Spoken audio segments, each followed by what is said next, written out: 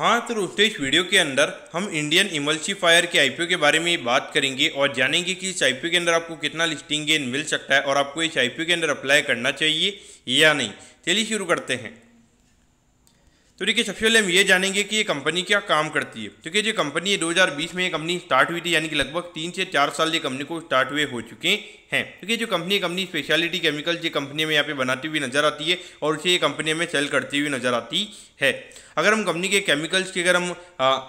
हम एप्लीकेशन की बात करेंगे, यानी कि कौन कौन सी इंडस्ट्री में कंपनी के जो केमिकल्स है वो अप्लाई होते हैं, जैसे कि अगर हम देखेंगे माइनिंग हो गया, टेक्सटाइल हो गया, क्लीनिंग इंडस्ट्री हो गया, फिर पर्सनल केयर, फूड इंडस्ट्री हो गया, तो मेन यहाँ पे अलग अलग इंडस्ट्री में कंपनी के केमिकल का यूज हमें यहाँ पे होता हुआ नजर आता है। तो कहीं ना कहीं देखा जाए तो यहाँ पे कंपनी के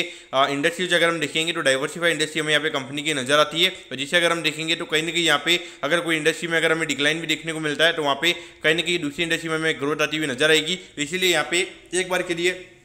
कंपनी का रिस्क हमें यहाँ पे कम नजर आता है।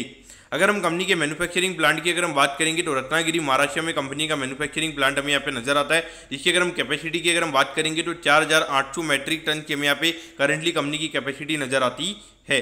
उसके अलावा अगर हम कंपनी के वेयर हाउसेज की बात करेंगे तो अभी करंटली कंपनी के 2 वेयर हाउसेज हमें अभी नजर आते हैं, एक रायगढ़ में है और दूसरे की अगर हम बात करेंगे तो दूसरा रत्नागिरी में हमें यहाँ पे कंपनी का वेयर हाउस यहाँ पे नजर आता है। उसके अलावा अगर हम कंपनी के एम्प्लॉइज की अगर हम बात करेंगे तो करंटली अराउंड 34 एम्प्लॉइज हमें यहाँ पे कंपनी के अंदर हमें काम करते हुए नजर आते हैं, लेकिन अभी कंपनी अभी थोड़े कैपेक्स मोड में हमें यहाँ पे जाते हुए नजर आ रही है। तो यहाँ पे डेफिनेटली कंपनी के जो नंबर ऑफ एम्प्लॉइज का जो नंबर है वो हमें यहाँ पे और बढ़ता हुआ नजर आएगा।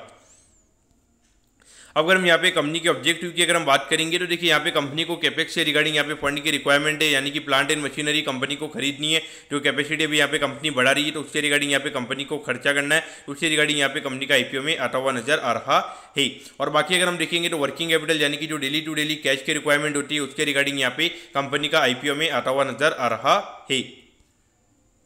अब अगर हम यहाँ पे कंपनी के प्रमोटर्स की अगर हम बात करेंगे तो देखिए यश टिकेकर जी हमें यहाँ पे कंपनी के प्रमोटर नजर आते हैं। अब इसके बाद अगर हम कंपनी के फाइनेंशियल्स की अगर हम बात करेंगे तो 2022 में लगभग 17 करोड़ के रेवेन्यू पे कंपनी ने हार्डली 4 लाख के लगभग यहाँ पे कंपनी ने प्रॉफिट किया था, लेकिन उसके बाद अगर हम देखेंगे तो 41 करोड़ के रेवेन्यू पे अराउंड 3 करोड़ 89 लाख के लगभग कंपनी का प्रॉफिट का नंबर हमें यहाँ पे नजर आता है, यानी कि ऑलमोस्ट अगर हम देखेंगे 8-9% के लगभग का नेट प्रॉफिट का मार्जिन, और वो भी B2B वाले बिजनेस मॉडल के अंदर। तो कहीं ना कहीं देखा जाए तो यहाँ पे ये नंबर हमें यहाँ पे अच्छा नजर आता है। और उसके बाद अगर हम देखेंगे तो 9 महीने में 48 करोड़ के लगभग का रेवेन्यू का नंबर कंपनी ने ऑलरेडी कर लिया है, जो कि इंडिकेट कर रहा है कि लगभग 65 से 70 करोड़ के लगभग का रेवेन्यू का नंबर यहाँ पे कंपनी का हो सकता है, जो कि और ये इंडिकेट कर रहा है कि पिछले साल के कंपैरिजन में अराउंड 50 से 60% का रेवेन्यू ग्रोथ हमें यहाँ पे कंपनी के नंबर्स में देखने को मिल सकता है। अगर हम प्रॉफिटेबिलिटी की बात करेंगे तो 6 करोड़ 75 लाख के लगभग कंपनी का प्रॉफिट का नंबर हमें यहाँ पे नजर आता है, और इसको अगर हम एनुअलाइज करेंगे तो लगभग 9 करोड़ के लगभग कंपनी का नेट प्रॉफिट का नंबर हमें यहाँ पे होता हुआ नजर आ सकता है। तो कहीं ना कहीं अगर हम देखा जाए तो लास्ट के ऑलमोस्ट यहाँ पे 2.5 से 3 साल के नंबर हमें यहाँ पे नजर आते हैं। तो कहीं ना कहीं अगर हम ग्रोथ के नंबर्स की अगर हम बात करेंगे तो कंपनी के ग्रोथ के नंबर हमें यहाँ पे अच्छे नजर आते हैं।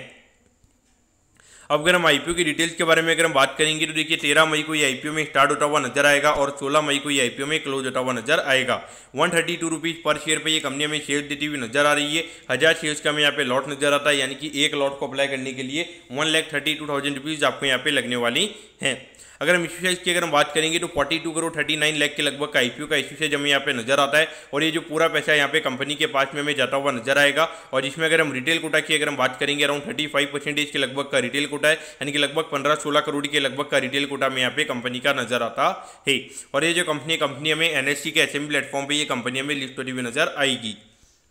अब अगर हम टाइम टेबल के बारे में अगर हम बात करेंगे तो देखिए 17 तारीख को आपको पता चल जाएगा कि आपको अलॉटमेंट मिला है, यानी कि अलॉटमेंट नहीं मिलता तो 20 को रिफंड मिल जाएगा, 20 को आपके डीमेट अकाउंट में शेयर आ जाएंगे अगर आपको अलॉटमेंट मिलता है, और 22 को ये कंपनी में लिस्ट होती हुई नजर आएगी।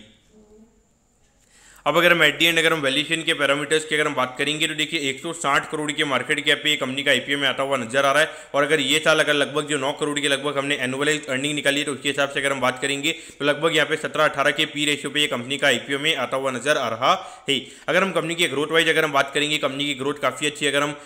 खास करके अगर हम प्रॉफिटेबिलिटी की बात करेंगे तो प्रॉफिटेबिलिटी की काफी फिनोमिनल ग्रोथ हमें यहाँ पे नजर आ रही है। लेकिन देखिए अभी लगभग 9 करोड़ के लगभग कंपनी का जो प्रॉफिट का बेस है वो भी यहाँ पे हो गया है। यहाँ पे कहीं की कंपनी की ग्रोथ कम होगी, लेकिन लेकिन फिर भी अगर कंपनी के नंबर्स को देख के अगर हम देखेंगे तो कहीं नहीं ऐसा लगता है कि अराउंड 30-35% की ग्रोथ हमें यहाँ पे आने वाले 2 से 3 साल में यहाँ पे कंपनी के अंदर देखने को मिल सकती है। तो उस पॉइंट से अगर हम देखेंगे तो वैल्यूएशन वाइज यहाँ पे कंपनी का वैल्यूएशन हमें यहाँ पे सस्ता नजर आता है, तो ये एक अच्छी बात है। और उसके अलावा अगर हम देखेंगे तो अभी पूरा जो केमिकल इंडस्ट्री की अगर हम बात करेंगे तो यहाँ पे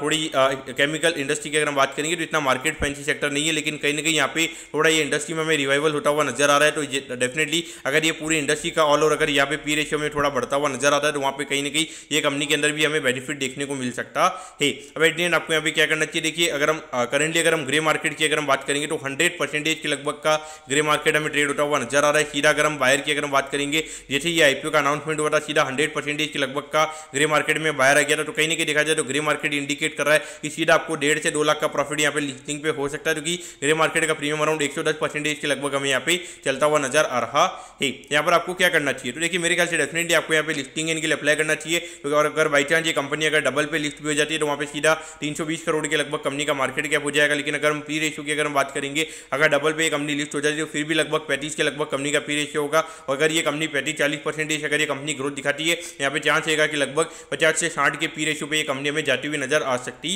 है। तो उस पॉइंट से देखा जाए तो एक बार के लिए डेफिनेटली आपको यहाँ पे लॉन्ग टर्म के लिए भी अप्लाई करना चाहिए और लिस्टिंग इनके लिए भी यहाँ पे अप्लाई किया जा सकता है। लेकिन हाँ डेफिनेटली अगर बाई चांस अगर 150 से 200% के लगभग के प्रीमियम पे अगर ये कंपनी खुल जाती है तो वहाँ पे कहीं ना कहीं आपको थोड़ा बैकफुट हटना पड़ेगा, यानी कि आपको थोड़ा पीछे आके वहाँ पे लिस्टिंग पे आपको अपने आपको मना करना पड़ेगा कि आपको बाय नहीं करना, क्योंकि 150 से 200% के प्रीमियम पे कहीं ना कहीं अगर बाजार में अगर कुछ ऊंच नीच हो जाती है तो वहाँ पे डेफिनेटली 25-30% का हमें यहाँ पे करेक्शन देखने को मिल सकता है पोस्ट लिस्टिंग। तो इसीलिए आपको यहाँ पे थोड़ा कॉशियस रहना चाहिए। तो डेफिनेटली अभी लिस्टिंग के लिए आपको यहाँ पे अप्लाई करना चाहिए। तो दोस्तों मैं होप करता हूँ कि इंडियन इमल्सीफायर्स के आईपीओ के बारे में आपको सब कुछ समझ में आ गया होगा। अगर आपकी कोई भी क्वेरीज है आप कमेंट कीजिए, मैं जरूर आपके कमेंट पर रिप्लाई करूंगा। ओके दोस्तों, thank you, have a nice day.